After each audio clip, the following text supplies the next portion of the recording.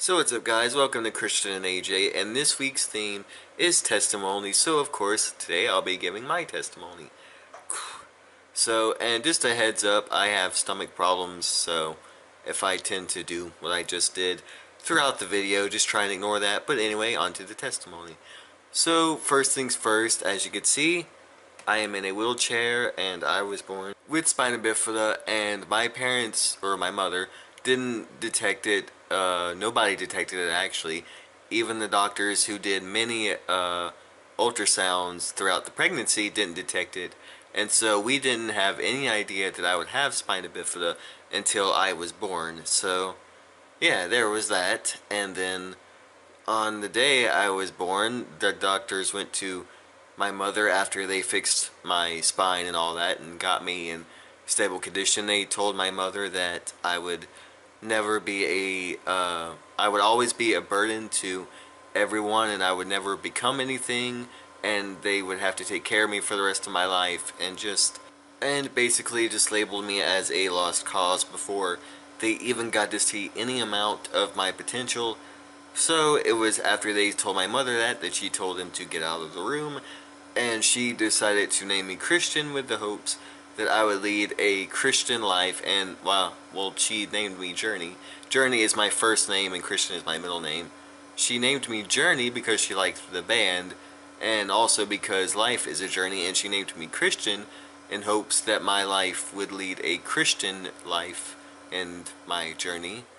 So yeah, after that, I obviously grew into childhood, and that was when all the troubles really started. I was bombarded with one medical problem after another.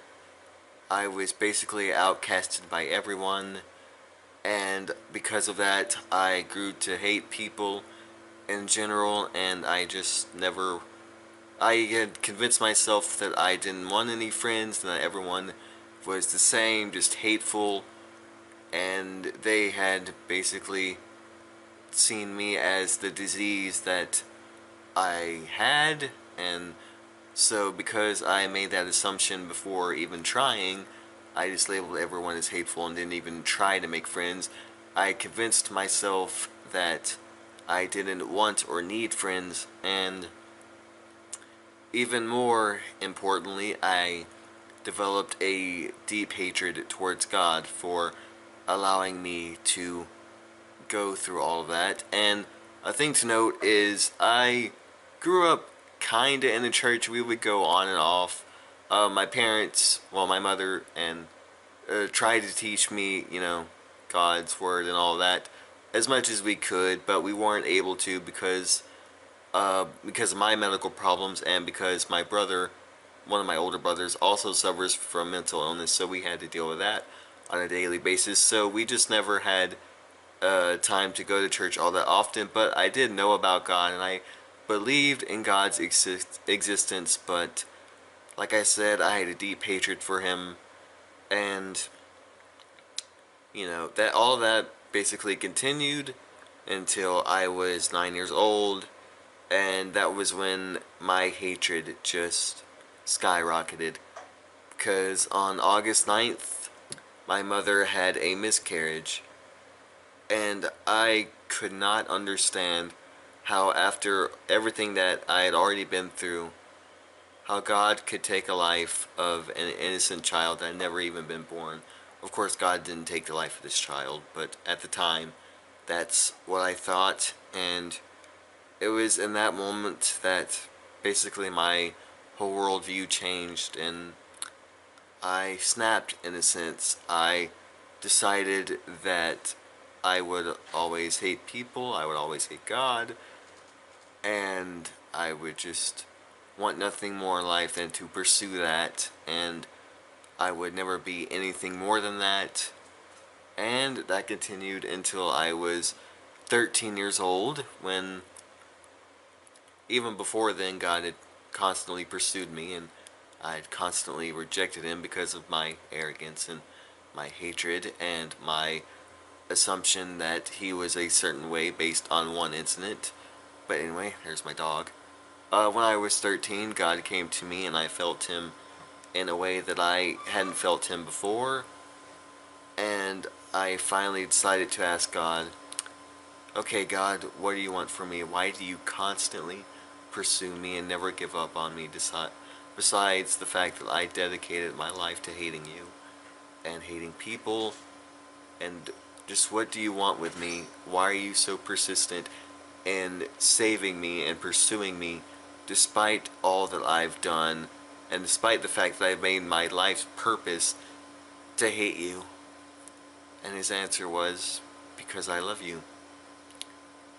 And I couldn't understand that no matter how far I had fallen, God had never stopped loving me.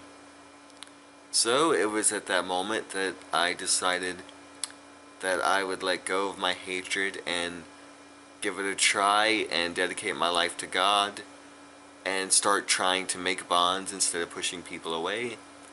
And pretty ironic that my first bond became the person I hated most, God. So, that's pretty much my story in a very small nutshell. Since then, oh, well, not since then, but when I was 12 years old, I was diagnosed with depression and panic disorder, so there's also that. I forgot to mention earlier. But anyway, after I met God, like I said, I decided to try making bonds, and now I have many friends that I would give my life for, and I dedicated my life to God, who saved me from just the darkness of this world and the darkness of myself. And I mean, I know I keep pausing a lot, but there are just no words to describe my love for him now, and that hatred that I had that grew into an even more powerful love for him when I finally gave my life to him. And since then, life has definitely been a roller coaster, but my relationship with God has definitely increased since then. It's done nothing but increase. And like I said, I have many friends now, and life, even though it is ridiculously hard, and I know that there will be countless hardships to come, I know that I'll have God to help me get through it. So, yeah, that's a very short summary of my testimony. I hope you guys enjoyed it and you learned a little bit about me. It's kind of hard for me to give these testimonies just because it's reliving all of that a little bit. So that's kind of why I've been kind of awkward in this video.